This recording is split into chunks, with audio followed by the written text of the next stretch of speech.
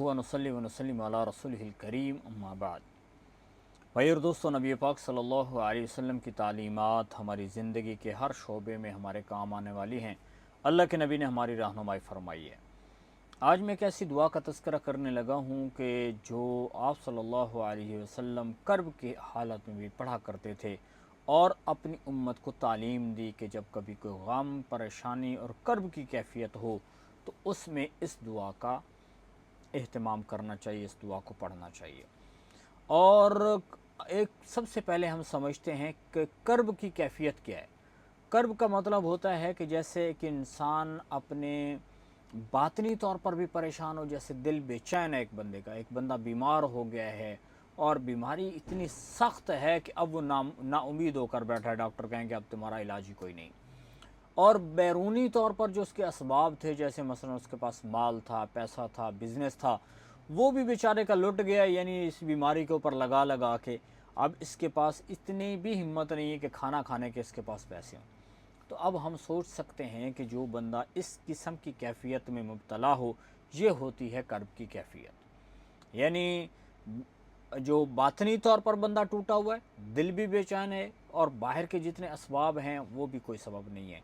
और ये ऐसी कैफियत होती है जिसमें आम तौर पर शैतान बंदे के ऊपर इस कदर हमला करता है कि वो बंदे को मायूस कर देता है हर तरफ से। तो वैसे इंसान वो मायूस हो चुका होता है, लेकिन इंसान को फिर वो अल्लाह की ज़ात से भी मायूस कर देता है और वो इंसान को कहता है कि अब तो तेरे बचने के कोई चांस ही नहीं, अब तो तू बिल्कुल किसी तरह से भी जो है सरवाइव नहीं कर पाएगा, अब तेरे लिए जीना बहुत मुश्किल हो गया है। लेकिन इस हालत में भी नबी पाक सल्लल्लाहु अलैहि वसल्लम ने हमें एक दुआ सिखाई है जिसका हम एहतमाम करेंगे तो ऐसी कैफियत से भी इंशाअल्लाह अल्लाह ताला हमें निकाल देगा। हज़रत अब्दुल्ला इब्न अब्बास रज़ियल्लाहु ताला अन्हु फरमाते हैं कि आप सल्लल्लाहु अलैहि वसल्लम के ऊपर कभी कर्ब की कैफियत होती तो आप इस दुआ को पढ़ते।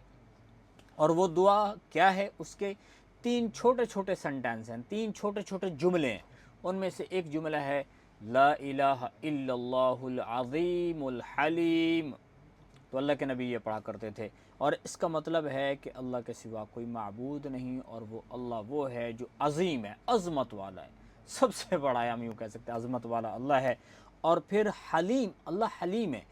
हलीम बुर्दबार को कहते हैं और इसका हम यूँ माना कह सकते हैं कि जैसे एक इंसान गुनाह कर रहा है और वो दिन रात गुनाहों में मुब्तला है और अल्लाह ताला उसको फौरी तौर पे पकड़ नहीं रहे, बल्कि अल्लाह ताला उसको ढील दे रहे हैं और उसको मज़ीद मोहलत दे रहे हैं। ये होता है कि अल्लाह ताला हलीम है। यानी फ़ौरन एक बंदा जुल्म भी कर रहा है तो जुल्म ज़ालिम को भी फ़ौरन नहीं पकड़ते, उसको थोड़ा मोहलत देते हैं कि हो सकता है इसको तौबा की तौफ़ीक हो जाए। तो हलीम यानी अल्लाह बुर्दबार है, अल्लाह ताला लोगों को ढील दे देता है। और फिर इससे अगला जुमला क्या है, ला इलाहा इल्लल्लाहु रब्बुल अर्शिल अज़ीम।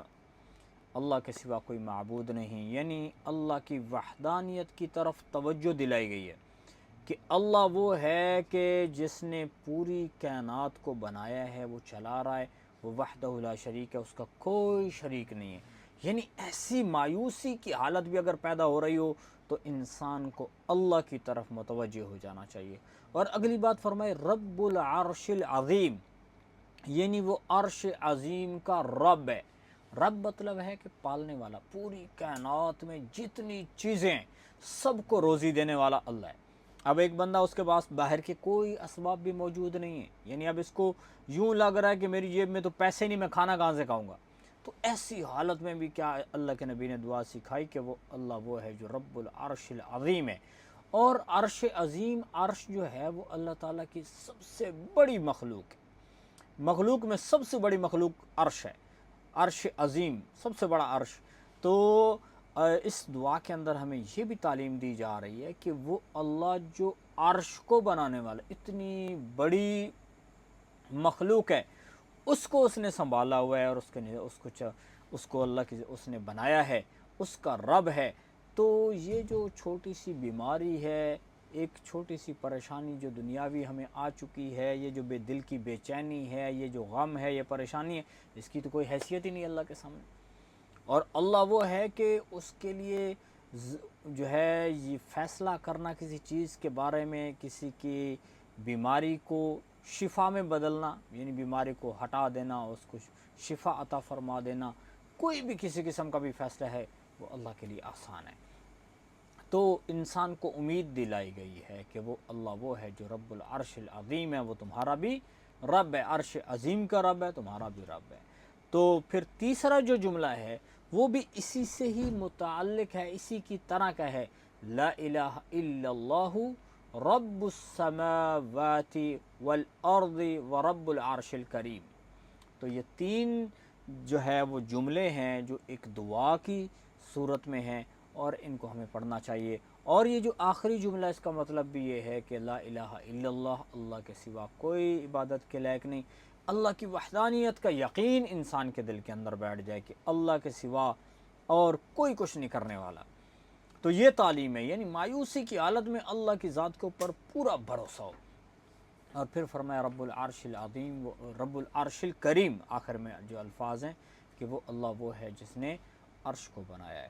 تو یہ دعا ہے جو حضرت عبداللہ ابن عباس رضی اللہ تعالیٰ عنہ فرماتے ہیں کہ آپ صلی اللہ علیہ وسلم کے اوپر اگر کرب کی کیفیت ہوتی تو آپ اس دعا کا اہتمام کرتے۔